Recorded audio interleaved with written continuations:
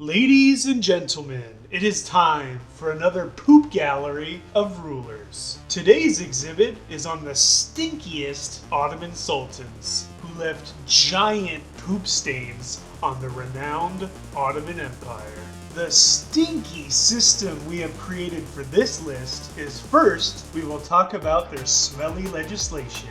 How much devastation did their policies cause? Next, we will analyze how humiliating their military career was. Finally, we will take a look at their diaper-filled legacy. How many scars did they leave on the empire? So put your gas masks on as we sift through this giant landfill of Ottoman Sultans.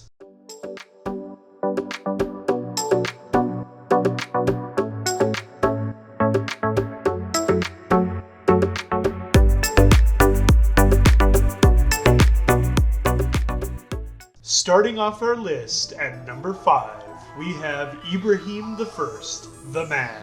Born the 13th of October, 1617. His early life wasn't so pleasant, as being the last son of Ahmed I, when his older brother Murad IV took the throne, he had Ibrahim and his other brothers imprisoned. Even though he was imprisoned, he was given a good education and was said to be very intelligent, though being imprisoned as a child worsened his already known mental issues. Murad killed many of his brothers, seeing them as a threat to his rule. Murad pretty much left Ibrahim the last one to live, thinking he was the least threatening sibling to his rule. But on Murad's deathbed, he ordered Ibrahim's execution, fearing Ibrahim would be a terrible ruler due to his mental health issues. Ibrahim's mother Kosem, who was considered Ahmed I's favorite concubine, held a decent amount of power in the Ottoman court and persuaded Murad's advisors not to kill him. Ibrahim would ascend to the Ottoman throne after Murad's death, and his early reign was actually pretty good, especially when it came to his policies. He introduced a new tax system that eased the burden on the poor, commissioned roads and bridges to improve infrastructure, and supported the arts and education by founding new institutions. However, his growing mental instability and lavish spending quickly undermined most of these gains. He became obsessed with his harem, draining the treasury on extravagant gifts for his concubines and through expensive parties. His court would become very corrupt after showing favoritism to certain advisors and religious leaders, which led to many people in his court feeling alienated. His military accomplishments are a mixed bag, as he instigated a war with Venice at the behest of his religious and court advisors over the Venetian-controlled island of Crete. Though the war would be mostly successful for the Ottomans gaining control over Crete, the war lasted way too long and further drained the economy of the empire, causing even more economic instability. This instability led to a Janissary revolt in which Ibrahim was deposed. Even Ibrahim's mother sided against him, fearing he would collapse the sultanate, and had his 6-year-old son Mehmed IV replace him as sultan, and he was later strangled to death by his palace guards. Though mostly weakening the economy of the empire, which caused instability even well after his reign, his economic reforms to ease the burden off of the Ottoman lower class and his contributions to the arts and education did have a positive effect on the empire even well after his rule. Next we have Mustafa II at number 4.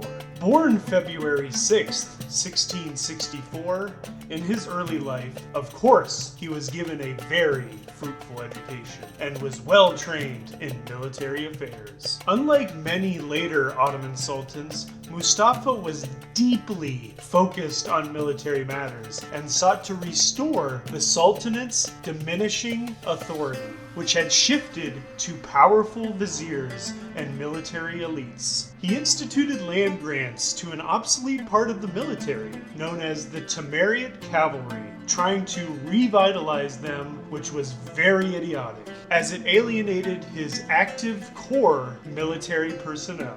Though despite being obsessed and very well trained in military affairs, he was a mediocre military leader at best. While he saw some early victories in the Great Turkish War, it came to a screeching halt during the costly defeat of the Battle of Zenta in 1697, where he lost many men, and he even lost his Grand Vizier, Elmas Mehmed Pasha. This would lead to him signing the embarrassing Treaty of Karlowitz in 1699, giving up Ottoman territory in Austria, Poland, and Venice, reversing centuries of Ottoman expansion. His legacy sowed more distrust in the Sultanate, as bad governance led to civil unrest during periods of widespread arrests and executions that led to many people leaving because Mustafa left much of the military personnel underpaid,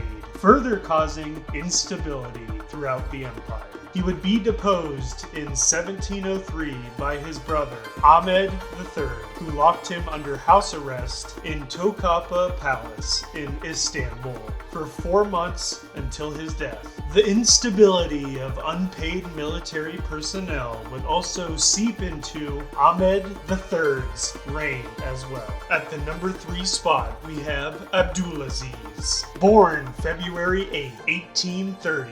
Growing up, like most heirs to the throne, he was given a good education, but he was most notable for having an obsession with European culture. In fact, he was so obsessed with European culture, he modeled himself after French Emperor Napoleon III.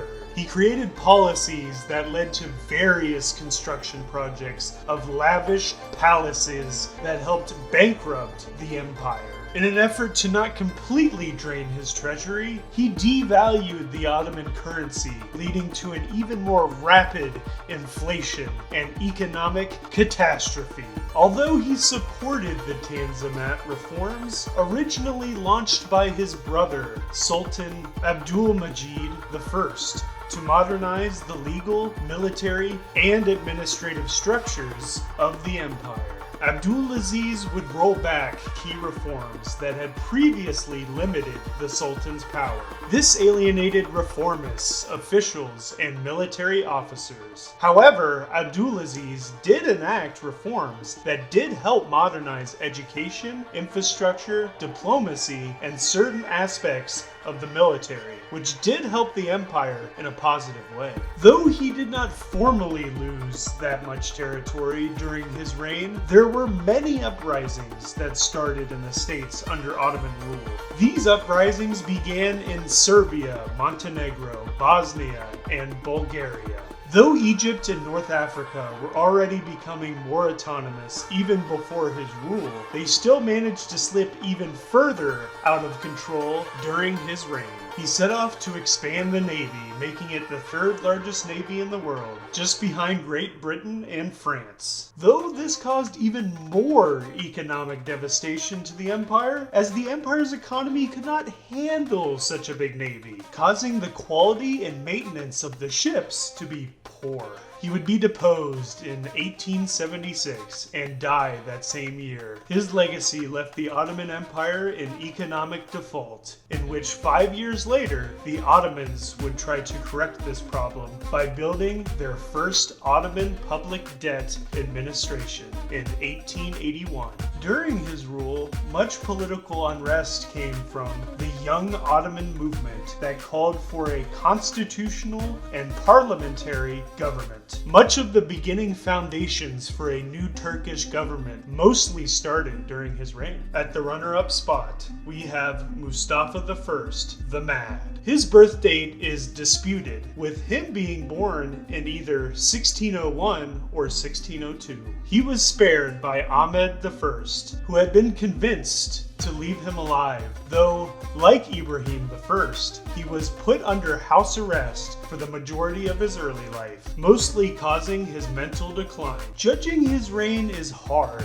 because he had two separate reigns, and both reigns lasted about a year, but he reigned just enough for his reign to make a significant negative impact on the empire. He did not really enact any policies, as his mother, Halim, made most of his decisions for him, effectively making him a puppet sultan. This created widespread instability to the empire and distrust in the sultanate. This also led to the leaders of the Janissaries taking significant power in the government as well, which led to a lot of corruption. Though not reigning for much of the Ottoman-Safavid War, his unstable reign helped lead to an unfavorable treaty for the Ottomans called the Treaty of Sarav, which made it so that the Safavids kept their territorial gains in Georgia, Azerbaijan, and Armenia. The treaty also essentially restored the borders to those drawn in the Treaty of Amasya in 1555, with minor adjustments favorable to the Safavids. He would be deposed in 1618, and Usman II would take the throne. But then Usman II would be deposed, with Mustafa being reinstalled in 1622, only to be deposed again in 1623 and replaced by his nephew Murad IV. His two terrible reigns and the unfavorable treaty to the Safavids made the Ottoman Empire look very weak, changing the world's and the Ottoman people's perspective on the empire, even after his rule. Before we unveil the worst sultan on this list, we have some stinkable mentions for ya.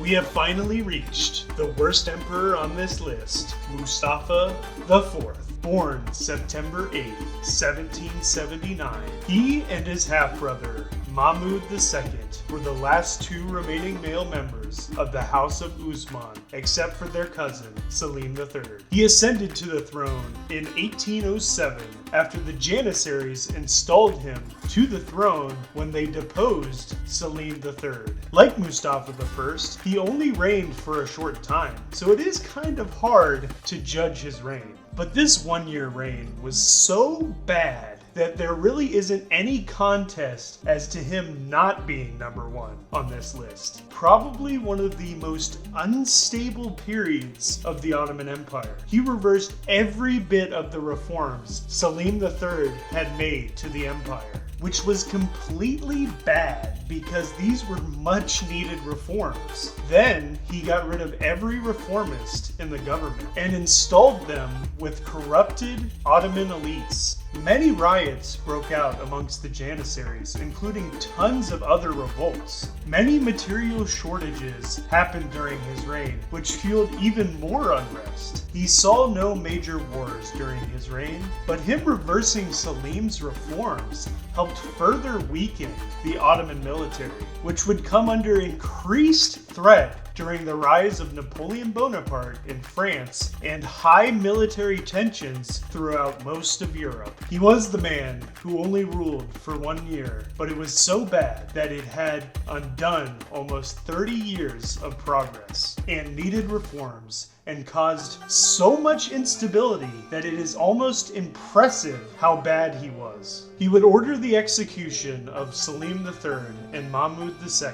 Selim III would be killed by assassins supposedly loyal to Mustafa, but Mustafa would be deposed by Mahmud II and executed by Mahmud's order in late 1808. Well, ladies and gentlemen, we have reached the end of this filthy list. Do you agree or disagree with this list? If so, let your voice be heard in the comments section below, and thanks for watching.